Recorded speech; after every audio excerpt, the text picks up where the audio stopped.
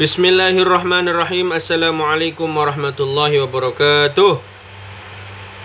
Saya Bintang Alvin Nurin Kumala Mafaza, NIM 3618040 dari jurusan Manajemen Dakwah, mata kuliah Teori dan Perilaku.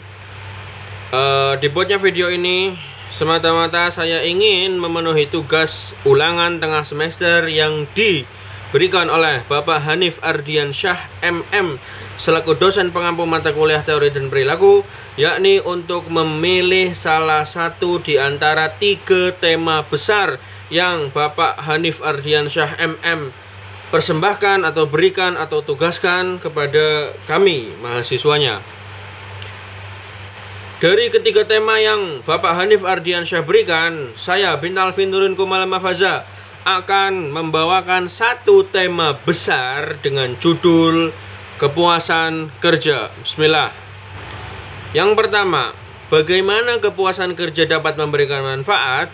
Kepuasan perusahaan adalah hasil dari persepsi karyawan tentang seberapa baik pekerjaan mereka dalam menghadapi hal-hal penting di perusahaan. Secara umum diakui dalam bidang perilaku organisasi bahwa kepuasan kerja adalah sikap yang paling penting dan sering dipelajari. Pada umumnya, kinerja organisasi tampaknya menjadi satu-satunya yang terpenting di dalam organisasi. Penelitian telah menemukan bahwa ada hubungan antara kepuasan kerja dan kinerja karyawan. Ada 2 pandangan dasar tentang kepuasan kerja dan kinerja, dan keduanya saling terbalik. 1. Percaya bahwa kepuasan mengarah kepada kinerja, sementara yang lain percaya bahwa kinerja mengarah kepada kepuasan. Akibatnya, kami mengatakan jika seseorang bahagia dengan pekerjaan mereka, mereka akan melakukan pekerjaannya dengan lebih baik. Tetapi untuk bisa puas, mereka harus melakukan di dalam pekerjaan mereka itu agar mereka puas. Kepuasan kerja yang tinggi dapat meningkatkan produktivitas, mengurangi pergantian dan meningkatkan kehadiran, mengurangi kecelakaan dan juga mengurangi stres kerja. Lalu yang kedua, workaholic.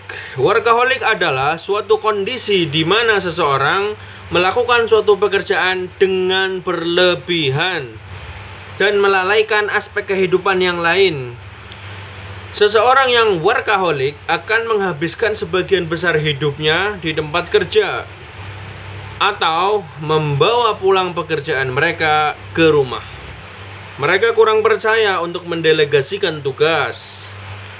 Mereka hanya memiliki waktu yang sedikit untuk kesibukan pribadi mereka, keluarga, dan untuk relaksasi. Jadi mereka tidak mikirin harus liburan, harus komunikasi sama keluarga, harus menyiapkan waktu untuk keluarga. Keseimbangan bukan suatu keinginan yang bisa menjamin menjadi lebih baik, tapi membutuhkan keseluruhan mental, fisik, spiritual, dan kesehatan emosional. Ada beberapa tips yang bisa teman-teman lakukan untuk dalam menghadapi orang-orang yang workaholic. Di antaranya, cobalah kalian cari waktu yang tepat dengannya untuk mengobrol secara pribadi yang intens dan santai agar dia merasa terhibur. Lalu bila Anda mengalami gejala workaholic, maka Anda harus berpikir bahwa Anda hidup bukan untuk diri Anda sendiri. Pekalah terhadap teman-teman Anda, keluarga Anda, istri Anda, anak Anda. Super. Jika Anda bisa mengatasi sindrom workaholic itu yang bekerja dengan berlebihan, maka Anda akan menjadi orang yang berbahagia, tidak akan tegang-tegang terus. Anda juga harus memikirkan holiday Anda. Anda harus berolahraga karena Karena di dalam ajaran Islam pun sesuatu yang berlebihan itu tidak baik. Workaholic, berlebihan, apalagi berlebihan dalam urusan pekerjaan itu sangatlah tidak baik. Karena siklus hidup manusia modern sekarang ini kerja, nyari uang sampai stres, lalu uangnya dipakai hura-hura untuk menghilangkan stres. Na'udzubillah, summa na'udzubillah, Allahumma ba'idna. Semoga kita semua dijauhkan dari berbagai mara bahaya, dan semoga kita menjadi orang-orang yang cerdas dalam mengambil keputusan dan dalam memutuskan keputusan.